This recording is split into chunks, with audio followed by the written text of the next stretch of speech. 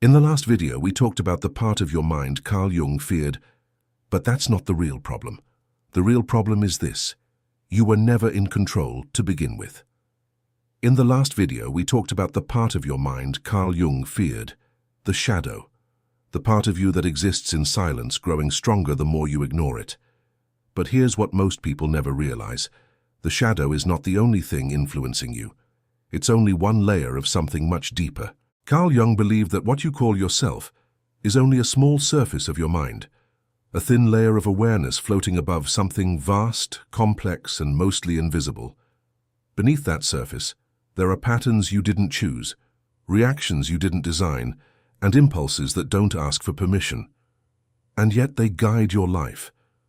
Think about the last time you reacted without thinking. The moment you said something you didn't mean, or felt something that didn't match the situation. In that moment, you didn't decide. You responded automatically, and only afterward did you become aware of it. That's not control. That's observation after the fact. Jung understood this long before modern neuroscience confirmed it. He believed that most of human behavior is driven by the unconscious, a hidden system that operates continuously, shaping your perceptions, emotions, and actions without needing your approval. The unsettling part is not that it exists. It's that you trust it completely. You assume that your thoughts belong to you, that your decisions are yours. But what if that sense of ownership is just the final step of a process that already happened? What if your mind decides first, and only then shows you the result? If that's true, then control becomes something very different from what you think. Because maybe you're not the one making decisions. Maybe you're just becoming aware of them. Your brain was not designed to give you control. It was designed to keep you alive. And survival requires speed, not reflection. That means most of what your mind does happens automatically, long before you have time to think about it. Every second, your brain processes massive amounts of information. It filters, organizes, and interprets everything around you without asking for your input.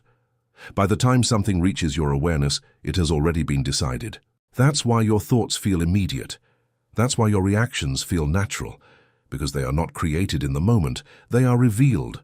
Carl Jung described this as the influence of the unconscious, a system made of past experiences, emotional patterns, fears, and learned behaviors.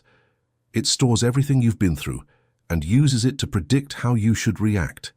And it does this constantly. You don't notice it because it feels like you.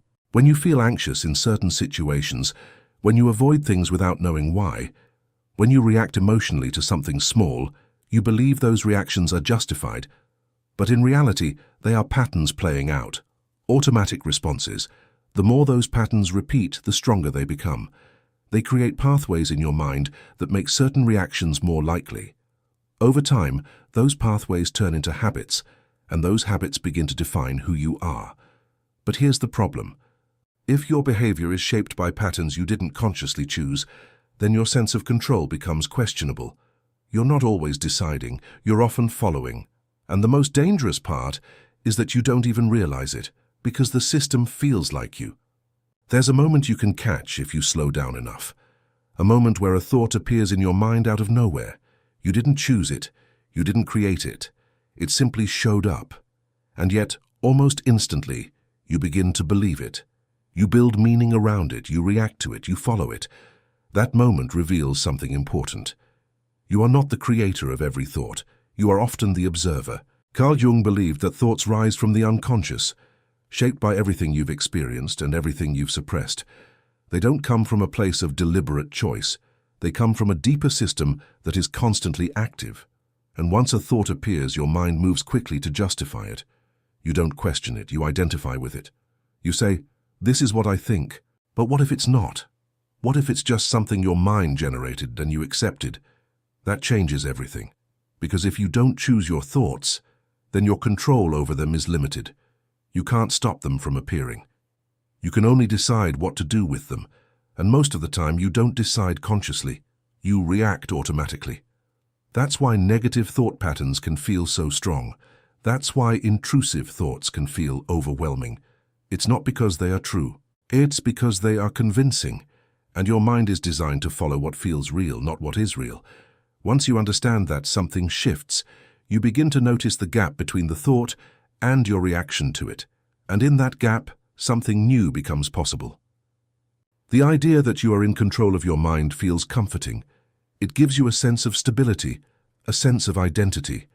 But Carl Jung believed that this sense of control is, in many ways, an illusion. Not because you have no control at all, but because the control you think you have is limited. Most of your thoughts are automatic. Most of your reactions are conditioned. Most of your behaviors are patterns. And those patterns were built over time, often without your awareness. That's why change feels so difficult. You can decide to think differently, act differently, behave differently. But if the underlying patterns remain the same, your mind will pull you back. It will return you to what is familiar, because familiarity feels safe, even when it's not. Jung believed that the unconscious mind is not trying to harm you. It's trying to protect you using what it knows. But what it knows is based on the past, and the past doesn't always match the present. So you end up reacting to situations as if they were something else, as if they were something you've already experienced, and that creates a disconnect. You think you're responding to reality, but you're responding to memory, and until you become aware of that, you remain trapped in the same cycles, repeating the same behaviors, feeling the same emotions, making the same mistakes, not because you want to, but because something deeper is guiding you. So if your mind is not fully under your control, what can you actually do about it? That's the question Carl Jung spent much of his life trying to answer, and his conclusion was not about gaining control in the way most people expect. It was about gaining awareness. Jung believed that you cannot control what you cannot see, and most of what drives your behavior exists outside of your awareness. That's why people repeat the same patterns, even when they know those patterns are harmful. Because knowing is not the same as seeing. Real awareness is deeper. It means observing your thoughts without immediately believing them. It means noticing your reactions without justifying them. It means paying attention to the patterns that show up in your life over and over again.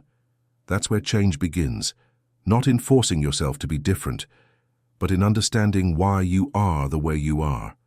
Once you begin to see those patterns, something shifts. You start creating space between your thoughts and your actions. You no longer react instantly. You pause, you question.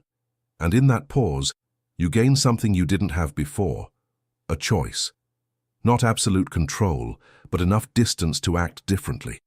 And that changes everything, because even a small shift in awareness can break a pattern that has been running for years. But most people never reach that point, because it requires something uncomfortable: honesty. The kind of honesty that forces you to confront parts of yourself you would rather ignore. And that's not easy, but it's necessary. The truth is not that you have no control over your mind. The truth is that your control is limited by your awareness. And for most people, that awareness is only focused on the surface. They see their thoughts, but not where they come from. They see their reactions, but not what drives them. They see their choices, but not what shaped them. And because of that, they believe they are in control. Carl Jung understood that real control doesn't come from forcing the mind to behave differently. It comes from understanding the system that is already running. Once you begin to observe your thoughts without identifying with them, something changes. You create distance. You step out of automatic patterns. You stop reacting instantly. And in that space, awareness grows. You start noticing things you never saw before. Triggers, habits, emotional patterns. You begin to understand why you think the way you do, why you react the way you do, why you repeat certain behaviors.